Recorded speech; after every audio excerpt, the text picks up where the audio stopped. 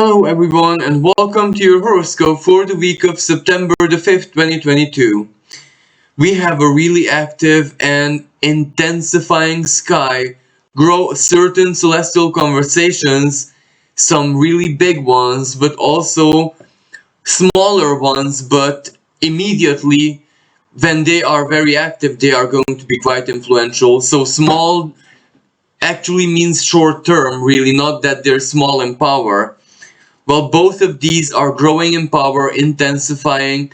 Some aspects are going to be exact next week. There is also a really powerful full moon in the sign of Pisces. That can be a powerful game changer, in my opinion, even if it's just Piscean energy. Because, a lot of people might think, well, Pisces, that's usually feelings, emotions, a little bit of fantasy, a little bit of dreaminess, escapism, maybe. Yes, absolutely true. That might be the case for a lot of people, but this particular Piscean full moon is extremely karmic as well. So this can truly reveal heavier things, heavier stuff. It can really, really change our core feelings. Moon, Pisces, and the depth of us, the depth of our soul, the depth of our psyche. So this can truly be changing, transformative, alchemical, and also Uranian. But we will get to this because this Piscean full moon happens towards the end of the week. But at the beginning of the week, there are different energies at play. And let's begin the horoscope. So I'm going to take the chart back to the beginning of the week. So the 5th of September, where as we can see, Venus has just freshly left the sign of Leo and entered the sign of Virgo. Now this is a powerful energy shift that we begin the week with because Venus in the sign of Leo was very, very passionate, sensual. Her energy was very focused on the heart and feelings at the very core of the heart even. So this isn't just any kind of superficial emotions. This is that which truly triggers our passions. Now, of course, passion can also be a not so nice thing. Heated argument that can also have passion with, in it, so to speak. So there can be some situations when that passion of Venus is not necessarily the best possible combination. And exactly for those people who were quite triggered emotionally with this Venus in the sign of Leo season, they can find this Venus in the sign of Virgo quite comfortable in that sense, where it all starts to make sense, it starts to cool down. You look at the smaller things, the details, even to things which come to you, your actions, your reactions, your decisions, everything about you, so self-criticizing as well a little bit. And then when you see your faults, your mistakes, your own imbalances, the situation, any kind of situation, even one which can be legal, Mercury in the sign of Libra, opposing Jupiter in Aries, highlights the legal things, the legal side of things. And at the same time, speaking about law and legal issues, we have an upcoming Mercury retrograde starting next week in the sign of Libra. So that kind of is the bell. When the bell rings that it's time for legal issues, both collectively on the world stage, because that Mercury will retrograde back to 0 degrees of Libra. That's the world stage. Legally, news, alliances, diplomacy, partnerships, stuff like that. So that's very much the world stage. So whatever is brewing right now will get active, reactivated, or will be initiated when that Mercury gets to 0 degrees of Libra retrograde, in its retrograde. And This Mercury retrograde starts around the 9th of September, so at the beginning of the week, Mercury is very, very slow, almost at a standstill. So that means it's highlighting whatever issues need to be triggered. Legal issues with partnerships, marriage issues, collaboration, alliance, associations, friends, etc. So everything that might symbolize Libra. The other, but also your own choices, decisions, preferences. This is where if they need to change, if your view about your options, preferences, what is more suitable to who you're growing into. That's also a future vision of yourself, who it is that you're growing into. Because this Mercury is starting in Libra, and that's the other, but that's also you. Opposing Jupiter very, very, very much about you. Who it is that you are, and who it is that you will become based on what you believe about yourself, Jupiter in Aries, and what you believe about yourself, about your future accomplishments. Would you have a positive outlook on life, an optimism, a fighter energy, Jupiter in Aries, belief directed to the self, not in an egocentric way, don't get me wrong, not in a where you're pumping your ego, no. Proper belief as in, why should you not succeed when the divine is your ally, number one ally? Would you have in your life made compromises for the divine? Of course, you can expect the divine to make compromises right now when you need it the most. So, for example, what that short little philosophical moment that I had with you is a really good example of how it's very rational Mercury, logical Mercury, for you to believe in yourself and in your future and in your accomplishments and triumphs.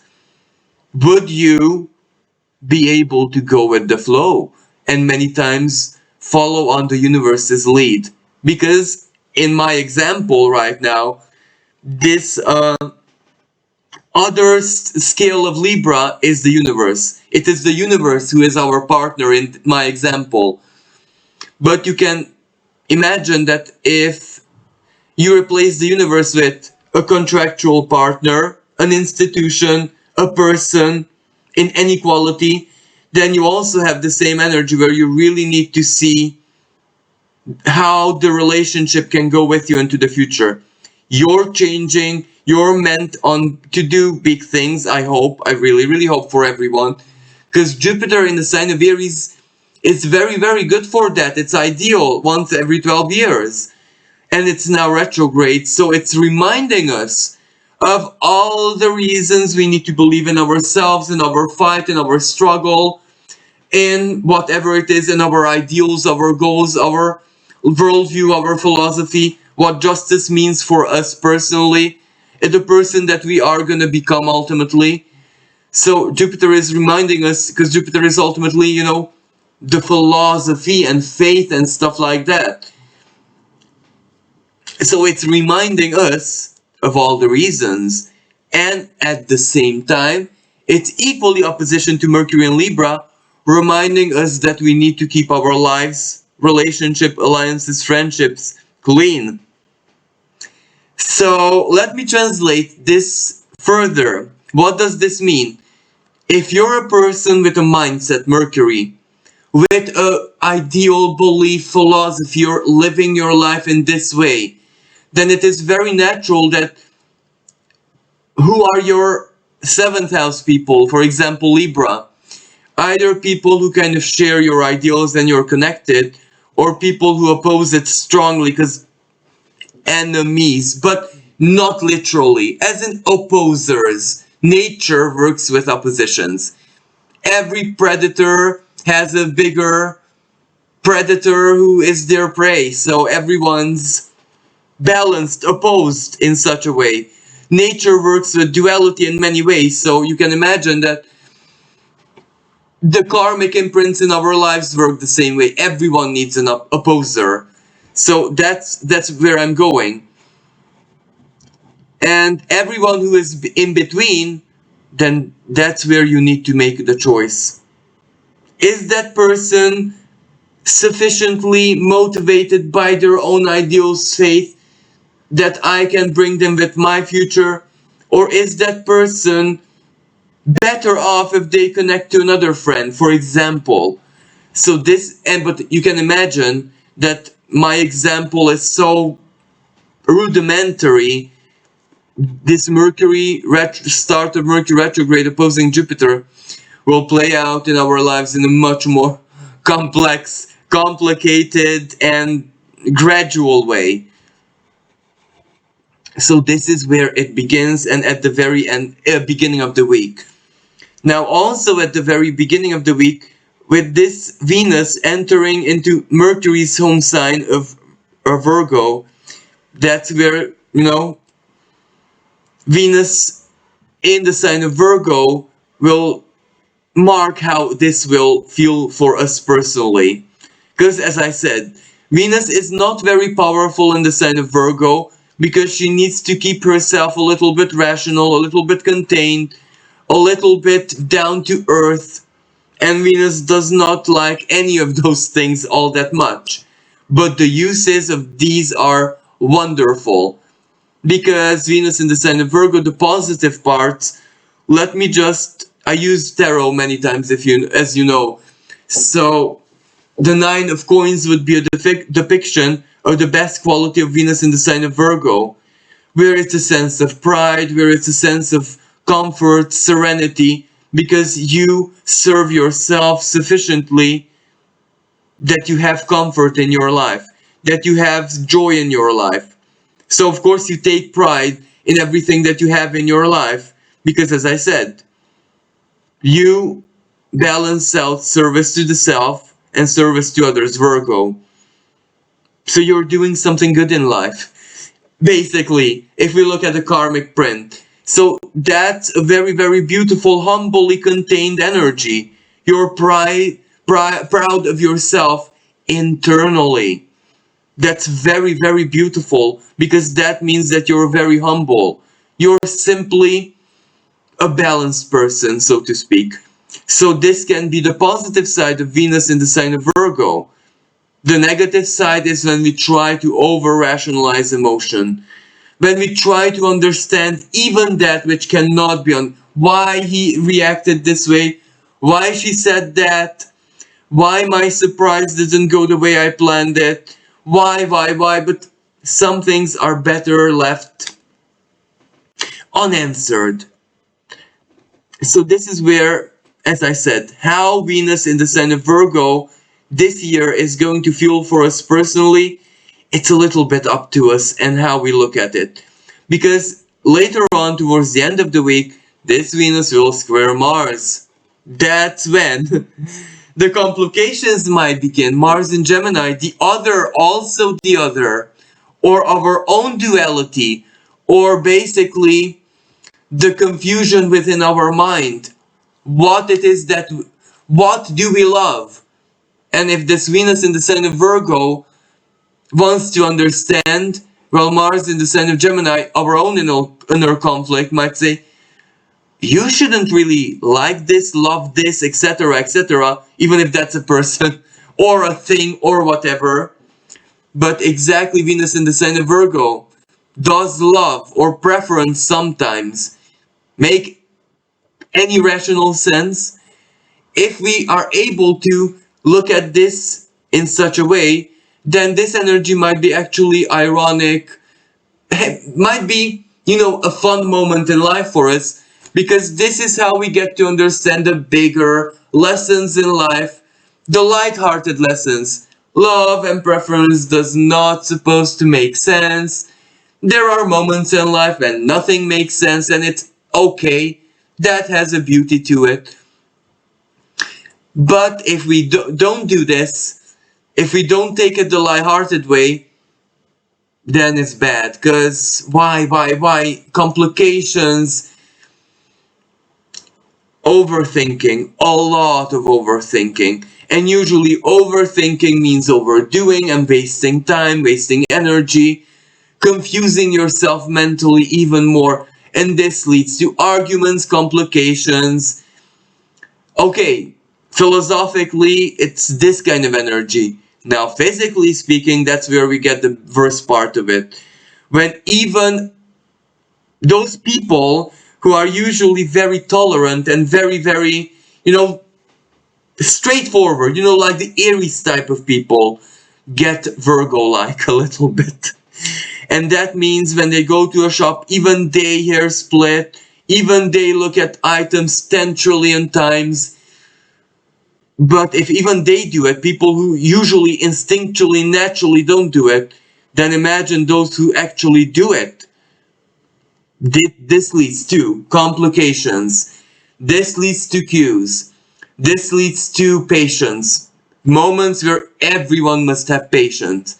Road blockages, travel blockages, Mercury retrograde is beginning.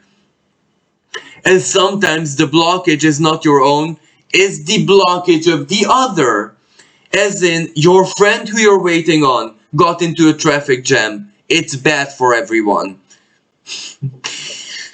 So yeah, this is where Venus, but fortunately, or towards the end of the week, but I'm preparing you even now. I'm preparing you for this chaotic energy that we might experience at the end of the week when Mercury retrograde is in full swing already. It just started, yeah, but it's already in full swing. Road blockages, traffic jams, delays, everyone being late, problems at airports, really big problems, strikes, blockages, travel is not going to be easy, schedules are not going to be easy, emergencies are going to fly all over the place. If you're a therapist, if you're a professional, if you work, and my best friend is going to hate me so much for this, in a print shop, if you're customer service, if you work with people, if you plan holiday, then forget your phone at home. But better off not planning holiday and just embracing this chaos, because there are going to be emergencies. People will need you right there and then, even if it's 3 o'clock in the morning. I hope I'm not included in this. So I hope I'm not prophesizing my own fate next week, because no. But for other professionals, yeah, it's gonna be like that. Anyway, but we're astrologically speaking, we're still at the screen is at the beginning of the week, so we're not there yet. Let us focus on the beautiful things that are there with us. Oh, but before we focus on the beautiful things, all of the week is under the very famous Uranus and Saturn square, which is getting stronger, getting tighter. So yeah, the collective issues, strikes, protests, legal issues brewing, politicians breaking down. This is where governments will start to fail because of internal boycotting and stuff like that. That's where problem brews externally. And as I said, Venus in the sign of Virgo, money. Who did what? With what kind of money? Mercury retrograde. What did you do with money during COVID and the restrictions and in 2020? Internally in government. So I'm not going to debate this further. Everyone can imagine. Translate what I said to your country, your government, your own customs, but also translate this internationally. And you can imagine, you get a good picture of what might happen on the world stage. But also, as I said, Mercury opposing Jupiter, legal cases, big legal cases, the likes no one ever saw before, and the likes they're going to remain in history, are starting now. So this even at the beginning of the week. So this is collectively diplomacy. Who's on whose side, really? And during Mercury retrograde, diplomacies on the world stage are gonna change. So yeah. So another energy that I need to mention, the Sun squaring Mars, but fortunately this energy is already fading away. Again, who is in our service, who is in our disservice.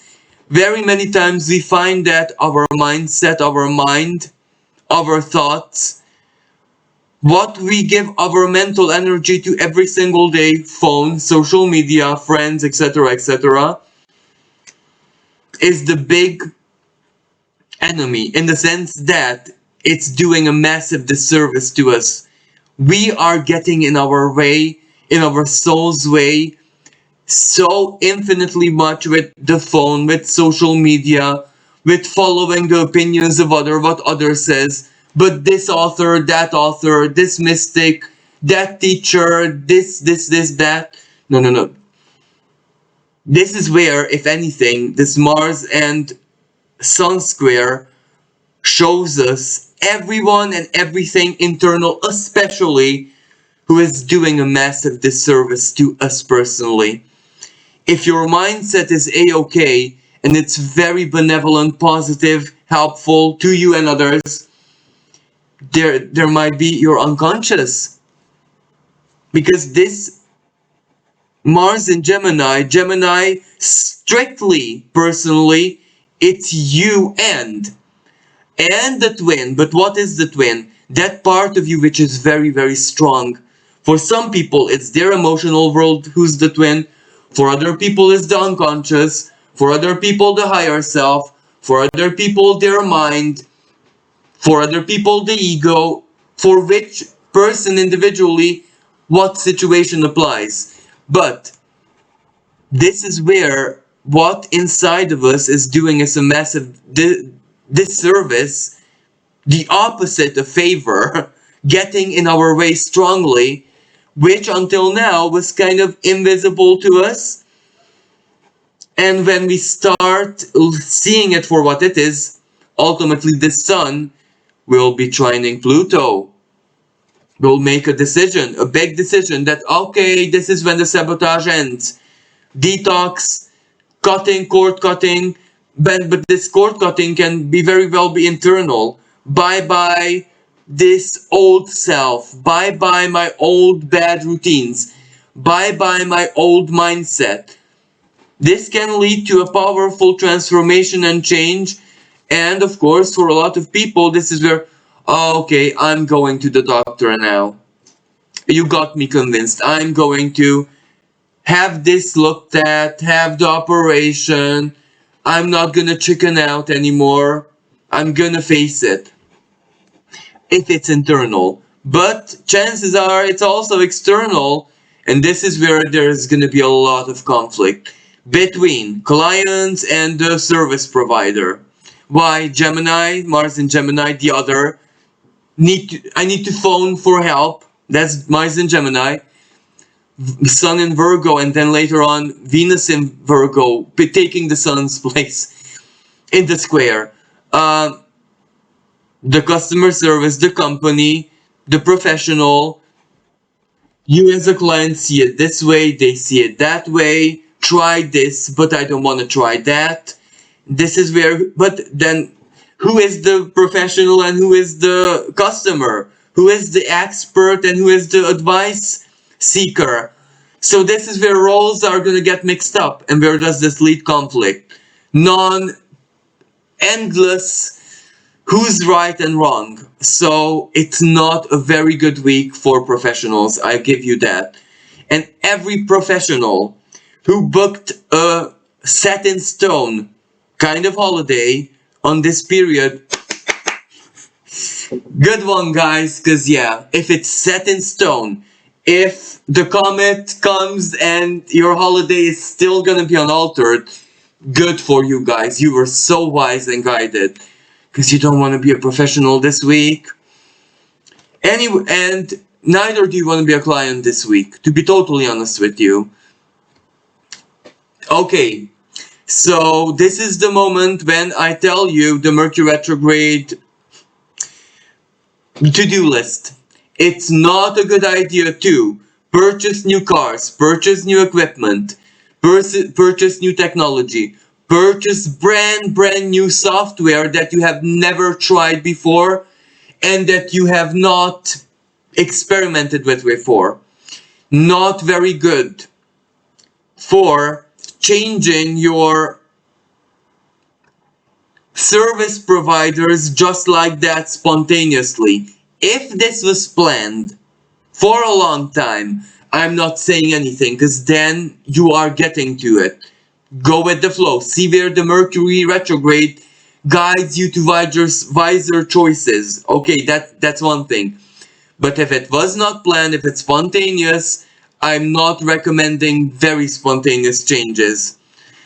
And if there are arguments, if there are heated battles, well, there is resolution to it. Why? We get to the positive side of things now.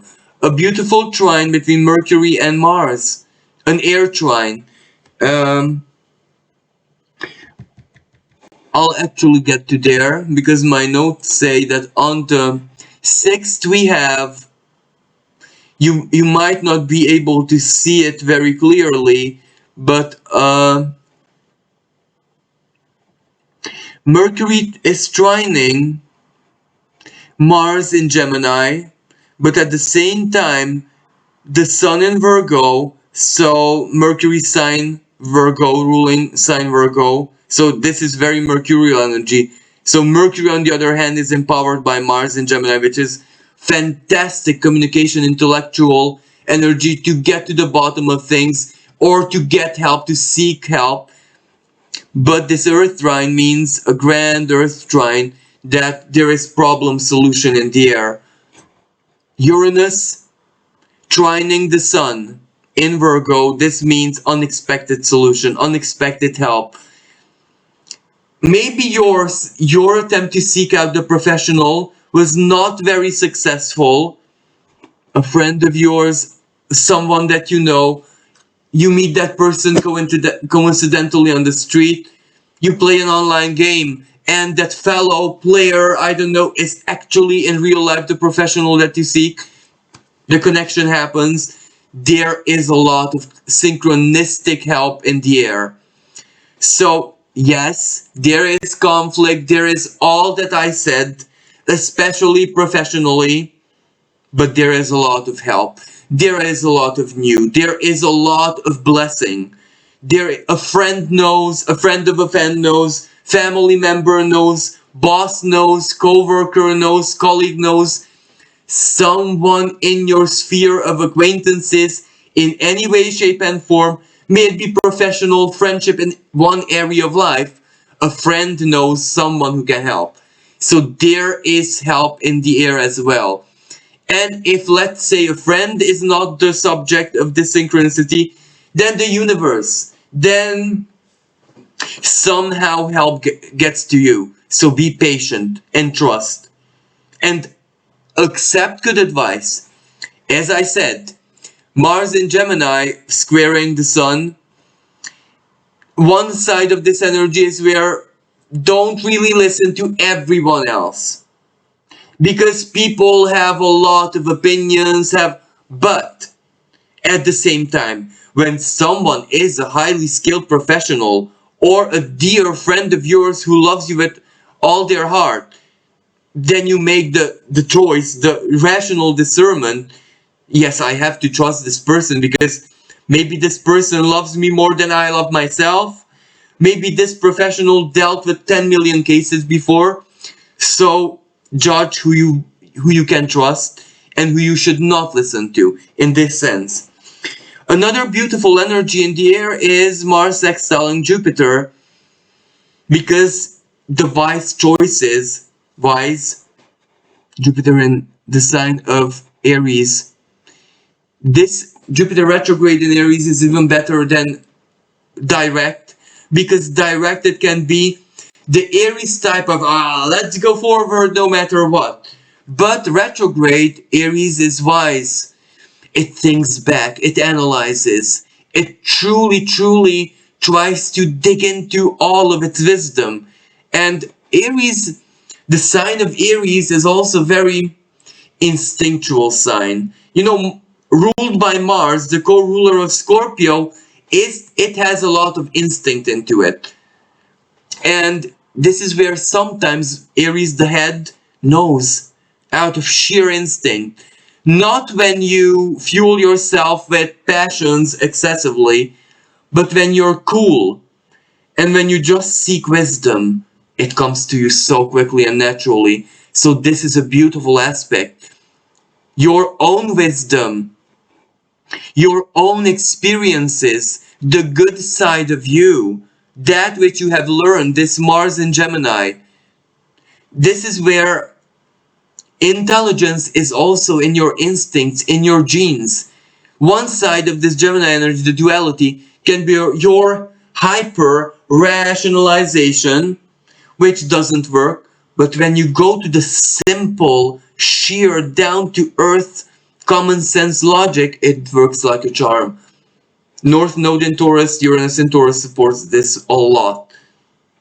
So this is how this Jupiter sextile Mars is so beautiful. It's very supportive. It's very empowering. And Mercury and Libra trine Mars, that complements it very much. Because Mars is the ruling planet of this Aries. So it's a really beautiful trine. There's a lot of empowerment in the sky. And this is where, with advice, with wisdom, with intelligence, with digging into our own life experience and our own common sense. And our own common sense, don't get me wrong, is also the common sense of our parents, the common sense of our grandparents, the common sense of our ancestors, the common sense of the people who this land where we live housed for thousands of years. That's also a lot of common sense that adds to our own. So there's wisdom everywhere, especially in popular culture, for example. There is a lot of wisdom which can add to our own common sense. So we are never ever as lost as we think we are. And this Mercury at beginning of Mercury standing still in the sky in shadow mode, let's say, opposing Jupiter in Aries retrograde in wisdom mode, being lost or losing a friend out of ideals or I don't know what is actually a blessing. Go with the flow because your wisdom, your own wisdom, can guide you like a charm.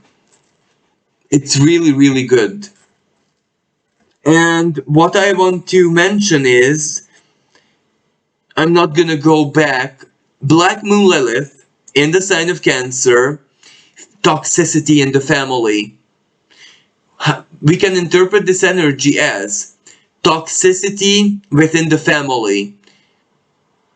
Every family has a toxic side. Every family has something that, brewed for generations there. Something that was not forgiven, something that was done, a betrayed trust. And of course, sometimes the children are victims of this. Other times the children are continuing. They're even better at the toxicity than their parents. They're extremely proud to carry on the toxic tendencies. No judgment here. This is simply like a psychological analysis. And this is generational. So I'm not talking about any individual case. I'm talking about all of us. Myself very much included in this. Square in Chiron. Healing. This is powerful because it will trigger family stuff. It will trigger it a lot, continuously, This is where, for example, when you have an ongoing conflict in the family, a latent conflict, a hidden conflict, a silent inner conflict, a silent hatred, under this aspect, it has to come out. You know, like a blocked toilet, when it flushes out. I'm so sorry to be this not very nice, but this is what's gonna happen karmically. So if you know that this is an issue in your family, prepare yourself. Don't take it personally. You must adapt the perspective of the observer and not get involved. Because the reason this square triggers is for you to detach, to walk away emotionally, to not allow it to fester inside your head. This is where some things need to be done. Some words need to be said. This is where silence is not an option. It needs to be said. You can be an observer and still say stuff, but when you say it from the perspective of an observer, then no one can really do anything else but listen. When you say a truth, when you say something grounded, rooted in common sense, balance, and harmony, then no toxin can touch you.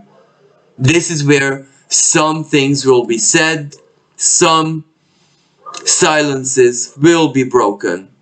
And cardinal energy on the role stage as well, about what kind of family things will become public, I do not know. But whenever Chiron is triggered, especially by a toxic energy as Lilith, now let me translate this energy to a different expression. What is one doing with their sexuality? What is sexual freedom and liberty when it becomes poisonous, when it's not kept in the sanctity of your own privacy? Then it becomes toxic. Then one's liberty and expression of one's liberty is like a spitting viper randomly spitting venom onto anything and everyone because it can. Then we have a problem and a conflict. So this energy is profoundly healing for everyone who has freedom issues, in the sense that they think it's absolutely okay to do anything and project anything onto anyone publicly, no matter what, because it's their freedom. This is when a lot of people are going to realize that freedom is only sacred. It is only a gift from the universe when one takes care of it. Like a beautiful flower, which is gentle. Freedom is gentle. If you stain freedom, it becomes a chain. It becomes a prison. It becomes a curse, really. It is not blessed freedom anymore. So this is where a lot of people will think, what are they doing with their freedom? Lilith can be sexual energy and Cancer. A lot of people will realize, I cannot have this job. I cannot be in this relationship. I cannot be in polyamorous whatever because I have a child. And my child doesn't deserve this.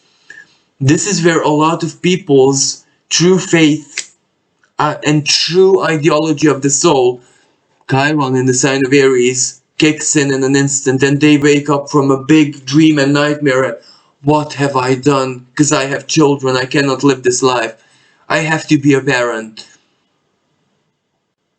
Because in my opinion, Lilith is the one that is being purified. Lilith touched by Chiron in a square formation. Lilith has to give in. Lilith is the one who apologizes. Chiron is the healer. Lilith, like it or not, has to be healed. So this is when a lot of people realize that Web chat is not a job they can perform when they have children. This is just an example, and I'm so sorry if you're an individual involved in this, but I'm just translating the energy to you. I'm not criticizing. It is not me. This is predictive part of astrology. So where I want to go with this is exactly what I said. There will be also an in conjunction a quincunx later on between Venus and Jupiter. So exactly, powerful realizations, awakenings, true faith and purity of faith awakening you, forcing you to immediately, instantly almost, leave away certain ideals, more way of morality, way of looking at the world, which was kind of a compromise, based on a compromise. This is where you purify everything. And Mercury trine Mars, again, decisions that you prepare yourself to execute. This is for a lot of people powerful life changes, really it is. And then, what else would I... Yeah, then let's get to the highlight of this week's show, which is, of course, the full moon in the sign of Pisces. As you can see, one of the bigger aspects that this full moon holds, the opposition of the sun and the moon, is a square to Mars. But this square, as you can see, Mars is at 11 degrees of Gemini, and the sun moon at 17 degrees of their respective signs, Virgo, Pisces. So it's not very, very powerful, in the sense that whatever you have been processing under this Sun-Mars square, as I said, where is it that you sabotage yourself?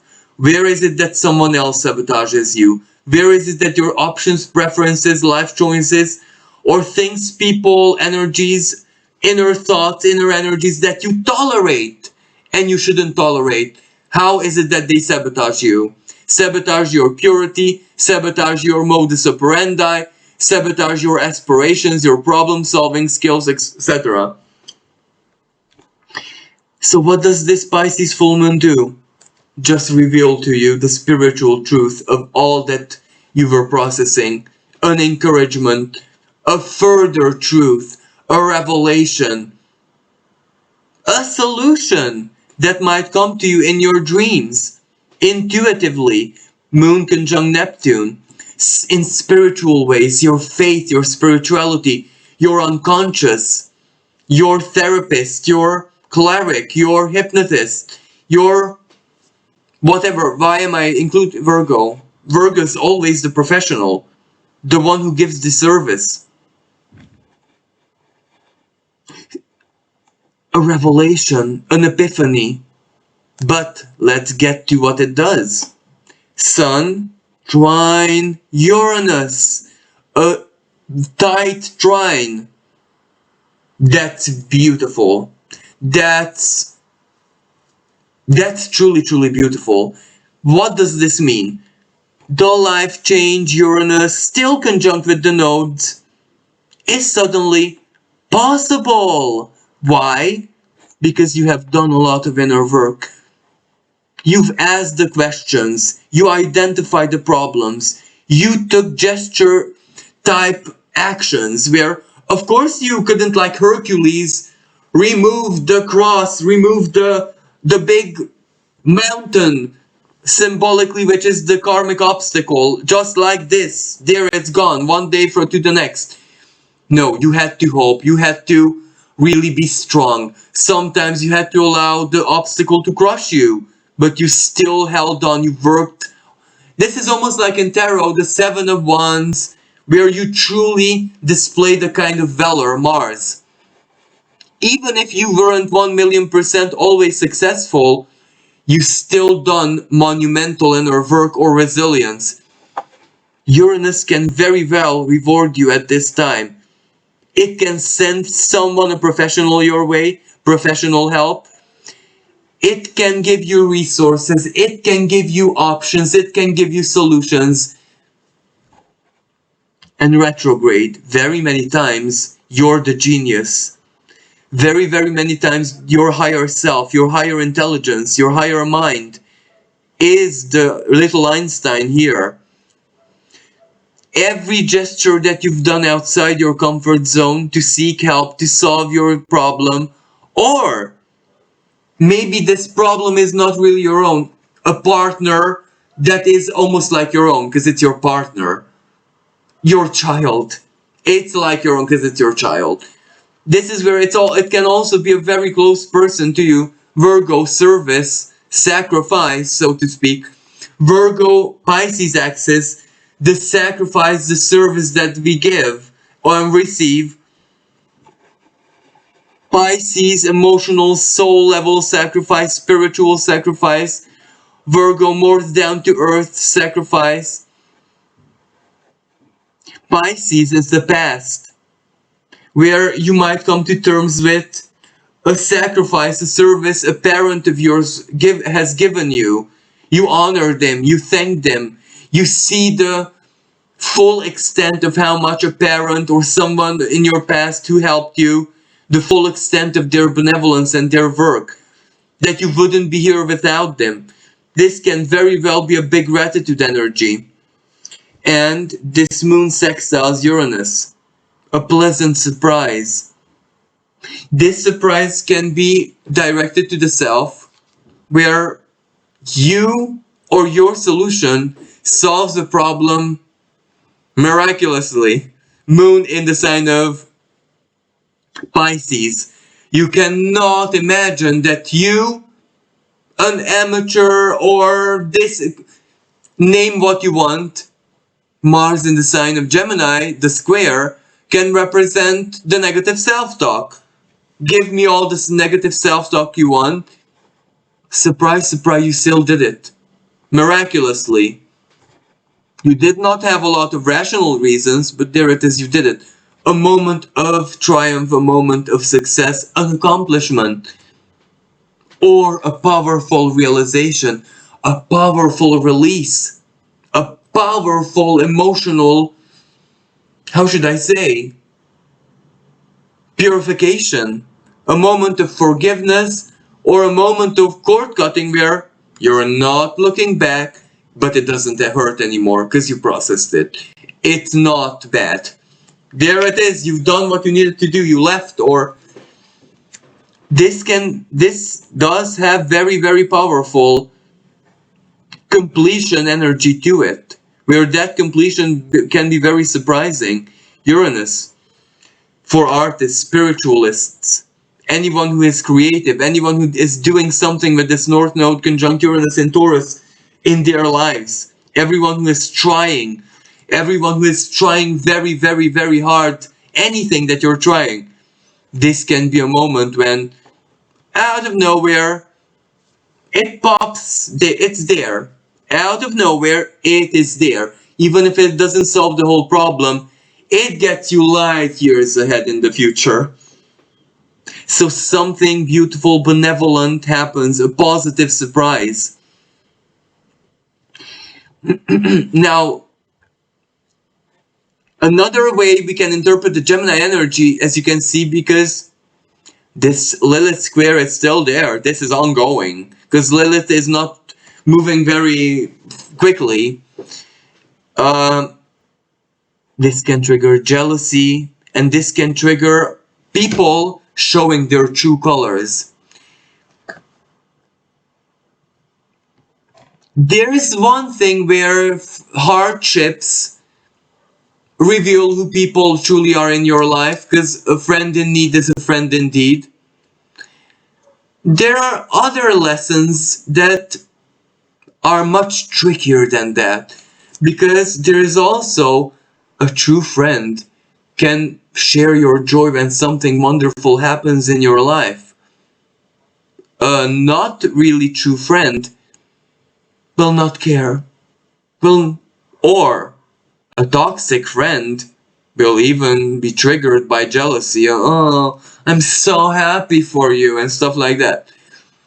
Sometimes your triumph, your success, your well-being, you randomly, surprisingly, doing something, or something good happens to you, a help you receive, a big problem that you greatly advance with in your life, unexpected, a quantum leap, a leap of faith from your behalf, or your ingenuity, Uranus retrograde, that does something wonderful in your life. Now, a true friend has to be happier than even you are. Yes, you did it, man. I told you for months that you need to trust yourself. Look, and you did it. That's a true friend. Man, yeah, I'm so happy for you. That's not a true friend. And I'm acting here, but Mars and Gemini, the gestures speak for themselves. So yes, this full moon can definitely have a lot of good qualities to it, but it can also have a lot of bad qualities, exactly for what I said, because of Black Moon Lilith. Some people are gonna drown in jealousy, some people will not be able to breathe because another person who should not be okay is okay. People who are really, really, how should I say, not that they're aggressive people, but when they're hurt, even if they're innocent victims of something, they keep the hurt. They keep the pain brewing inside of them. Those people are going to be very, very drowned, suffocated by this full moon. Because if you don't want to release something negative, it will drown you.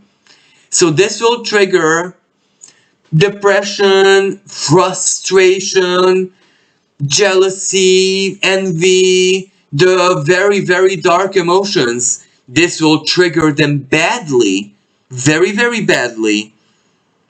So it will trigger the dark as well. But Pisces and Geminis, it's up to us. What we feed is what we get. If we're drowned and suffocated around this full moon, well then it's a mirror to us. Moon conjunct Neptune. Then we have to purify these dark feelings within us. Why jealousy?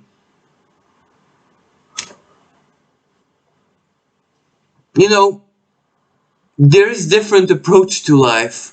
Even if you are the black sheep, because I know in a lot of situations I was, you can say I'm always the black sheep, really, at every single occasion. How can you do this to me, universe? Or you can say,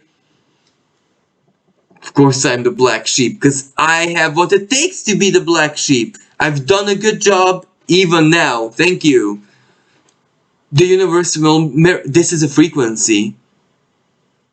And the universe does mirror your frequency. If you're a victim, there will come a moment when it will have enough of your insults, of your because we don't know it. We don't, and I'm not by any means being insensitive here. When we're caught in the and I'm a depressive person. I've been that all my life. So if I'm speaking of experience, and I'm saying this to myself even. When we're caught in depression, we don't know. We don't know the Jupiter in it. We don't know what we're doing with our Jupiters. We're creating. We're making that energetic cancer grow within us. And the more we struggle to shift the polarity aggressively, the deeper we get into trouble. The worst thing we can do is force ourselves to not be depressed.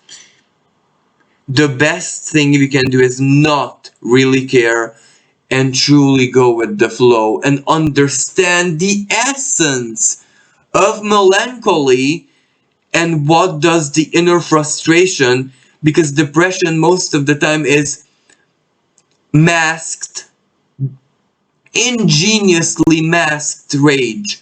But so much rage that if depression would be a volcano, there would be darkness on planet Earth for 3 days.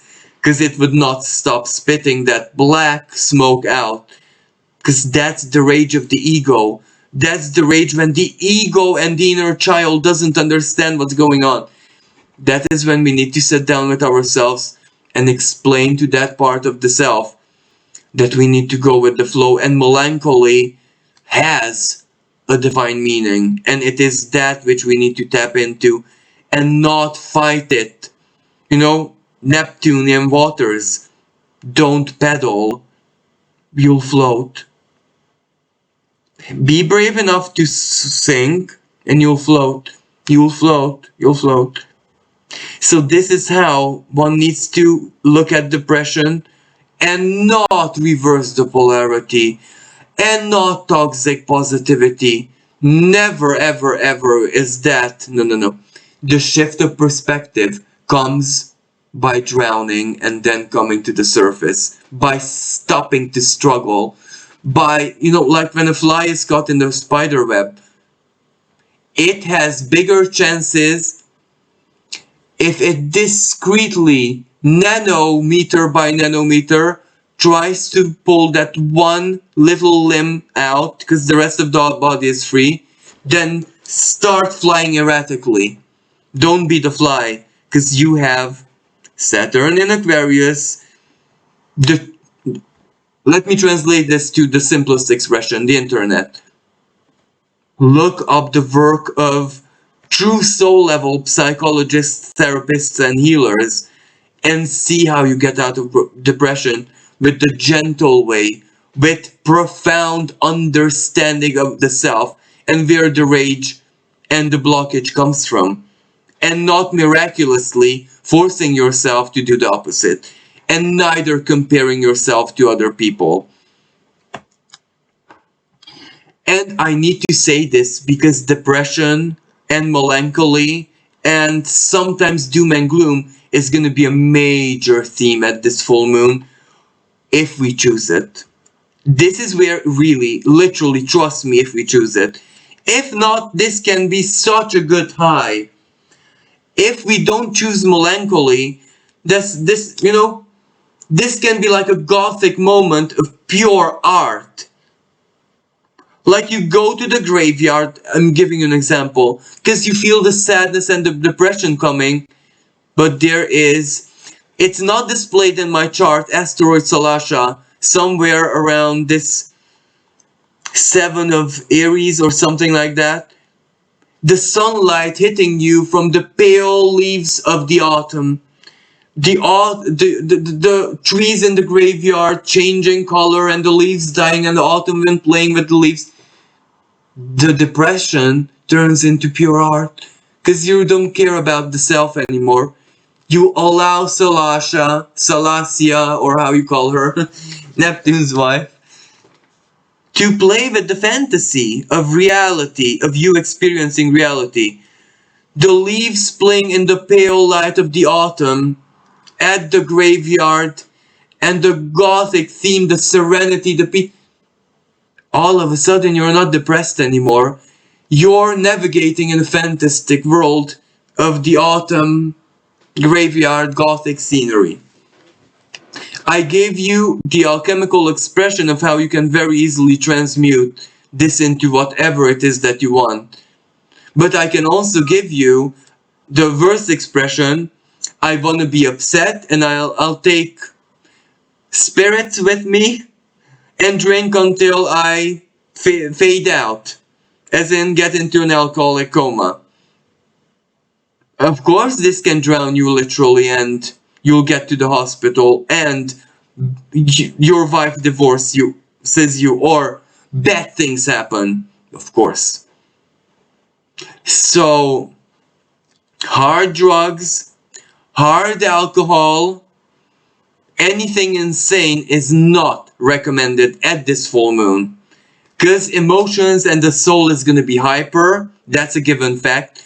All of us are going to be lunatic.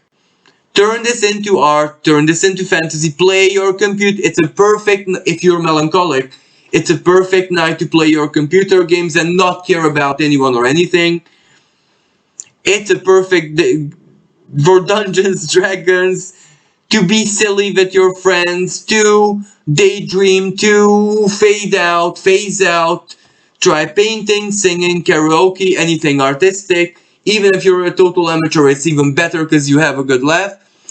Not recommended to do something negative within the occult, to try bad spells, to summon demonic entities, to summon sexual entities,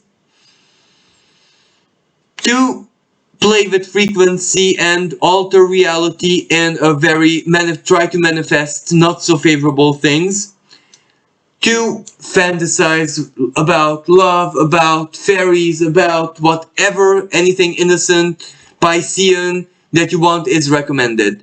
To do the bad things is not recommended. To do the good things and plant seeds of intentions, prayers, blessings, artistic creation, or to try out making candles, Mars square the Sun in Virgo, Mars the hands. Oh, sorry, Mars in Gemini the hands, Virgo, square Virgo. You never tried this before. It looks like a good idea, and the worst thing that can happen, oh, I'm not so skilled with this, and you made a big mess, but it was so much fun. That's recommended at this full moon, because never forget Uranus in there. Surprise, surprise, what if you never done this before, but you're not as bad as you thought? So much fun, Moon conjunct Neptune. I'm definitely gonna try this as the next hobby. There it is, you've done something wonderful with this energy, and it's not depressive. Another favorable part, you're a bit depressed and you know it can turn into depression. You go to the elderly home and help an elderly person, keep them company. And when you see the joy in their eyes, your depression will fade away very, very quickly. Do something for an extremely vulnerable person and your depression will fade away very, very quickly. This is how you can alchemize this energy. Okay. But by this time of this full moon, even if my software doesn't display it, we are in the midst of Mercury retrograde season. It says Mercury retrograde is stationary retrograde, so standing still in the sky, starting to move backwards, not physically though, only in the software.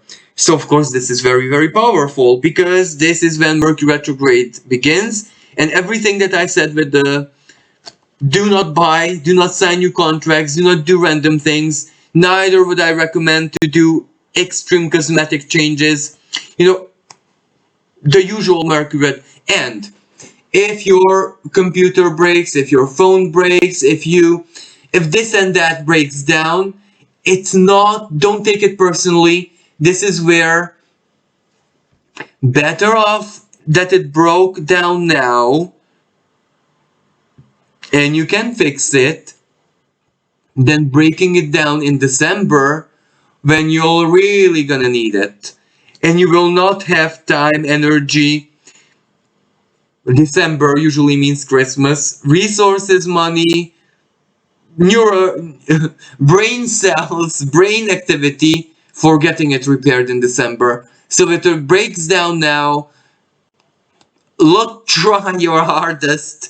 And also, Mars trine Mercury and opposing Jupiter. Jupiter opposing Mercury. The misfortune is fortune.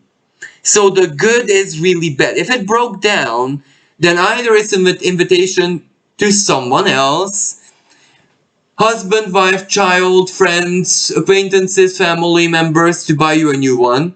Just like that. Generosity, Jupiter. Or it's a reminder for you that, okay, let's just buy a new one and then for a couple of years you won't have problems. So this kind of, if the breaking down begins, then please take it like this. And the travel complications, if you have cars, then either cosmetic, pumping up your car, the wax, the shine, the new, it's favorable. It's favorable because whatever it is that you do to your car, as I said, it's not new. You might be buying a new cosmetic item for your car, but that's not like buying a new car. So sometimes with Mercury retrograde, buying a and let me just get my thoughts together to express this. There is this Hindu celebration where people give thanks to their everyday object or the objects that bring them money. For example, I would have to say thanks to my laptop, and I actually do, or to my candle holder, my Buddha candle, objects that really, really bring joy to your life. And they give thanks to the energy of the object or the spirit of the object. Now, when you buy a new wipe for your laptop, a new case for your favorite glasses, a new component to your car, a new whatever, that's like honoring the service of the object energetically. So that's why buying a new component when you just want to maintain an object or something in good shape, that's favorable under Mercury retrograde. Buying the brand new car, the brand new iPhone, this phone, that phone, experimental software is not all that very much recommended.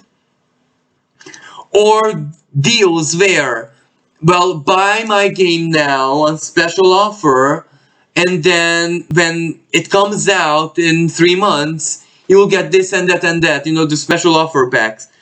Under Mercury retrograde is not recommended, because chances are, if you wait a couple of months after the game is released, that will be the best offer. The late offer is much, much better if you want to save money, or if you want to get the better deals, not the starting one. Anyway, you probably don't care about any of this. So another aspect, Ceres opposing Saturn.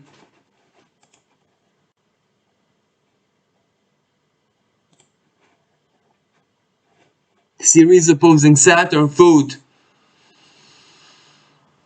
Change of diet and food disruptions. A lot of drought. In certain places, floods in other places. And this energy is where, and why do I say floods and drought? Because this is also connected to the full moon. In some places, there are going to be big floods. Big floods. And moon conjunct Juno, that also means that, and the Juno opposing, squaring Mars. Certain places where there was a big drought this summer, there is going to be a random big flood. And the reverse of polarities, whatever you got, accept the opposite. And in some places in the world, is going to be really big deal. And transport disruptions, food transport.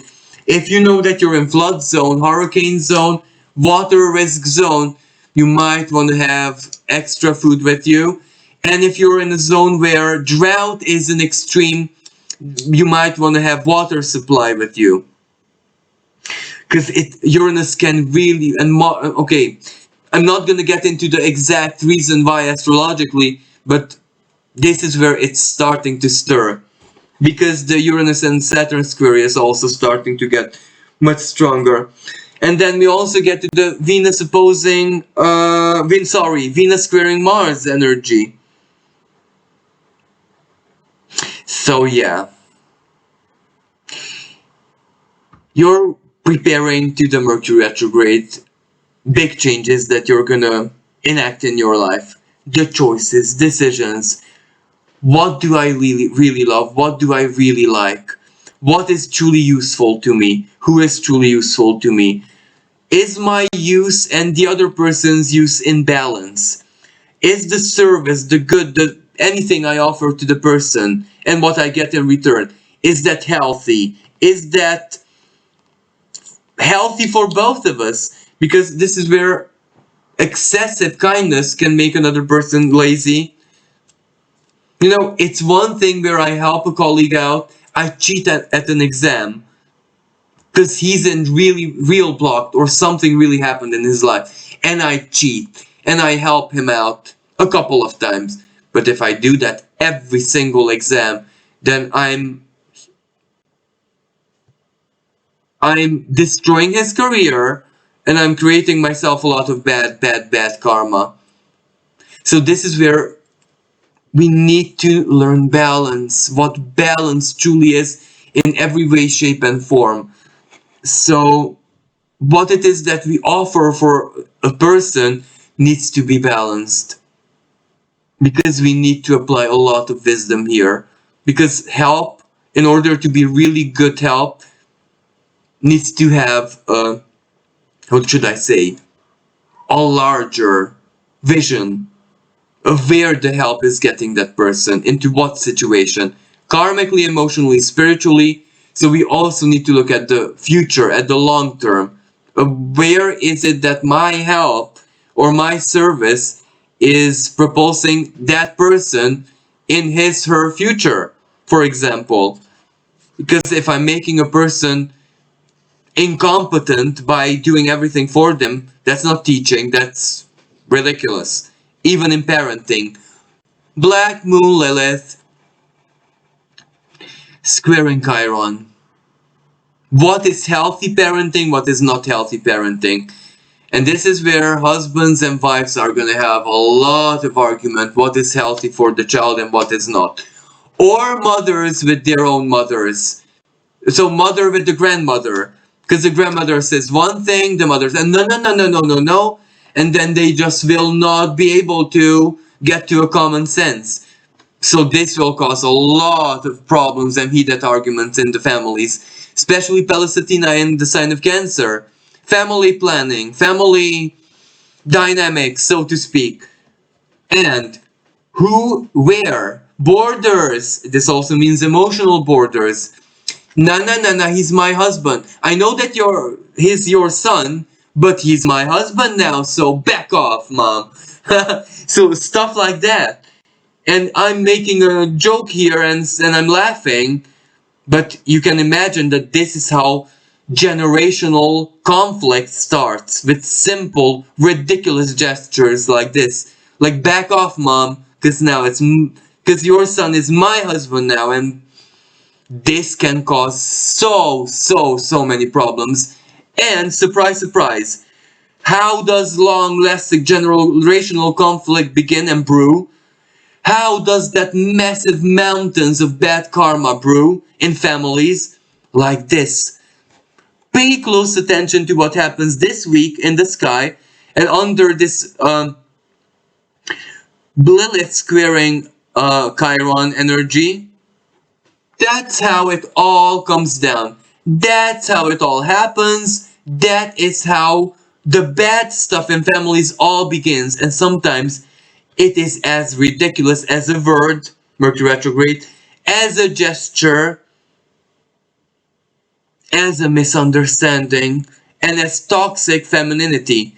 Because both the wife and the mother are mothers, really. Both of them are dark mothers. Because who does the husband belong to?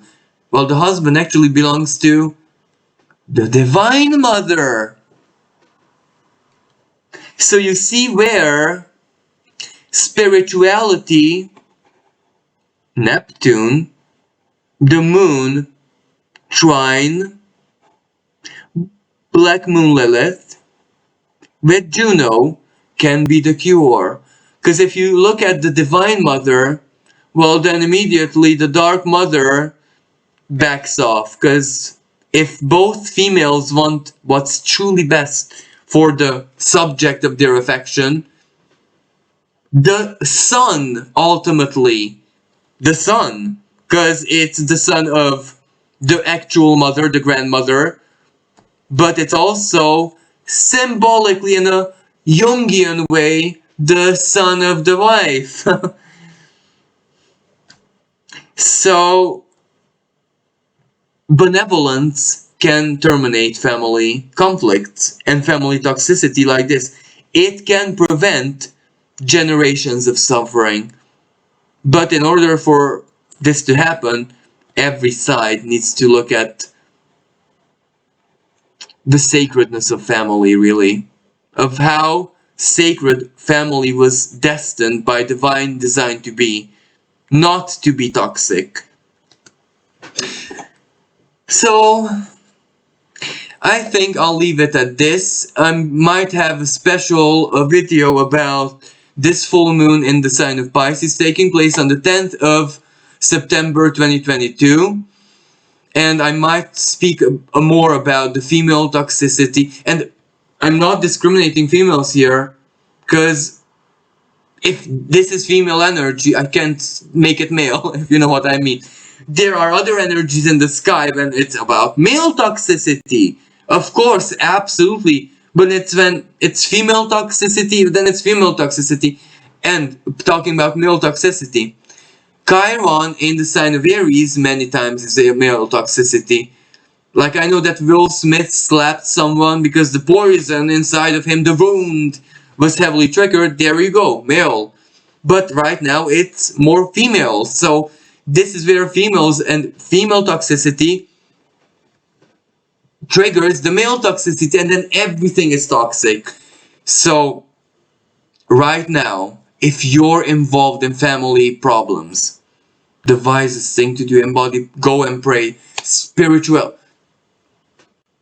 Every family member is like an avatar, let's say, of the divine family, regardless of what religion you have.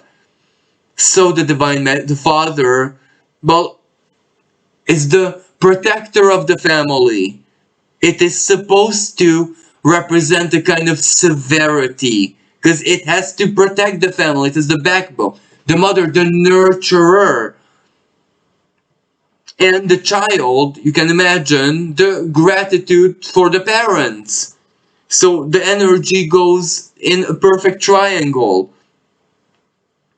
But if we disregard this, then mine, me, my feelings, your feelings, my husband, my son, my child, is where me and the ego will poison everything. It is the ego that triggers Black Lilith to be her blackest self, if you know what I mean. So without the ego, it's easy. With the ego, it's my husband, my child. Me, my happiness, your happiness. You will never ever see our happiness in the picture. So don't let bad family karma start under such an energy. So thank you, everyone. Thank you for listening. Thank you for all the love, all the support. Thank you for keeping me alive. Until next time, bye for now.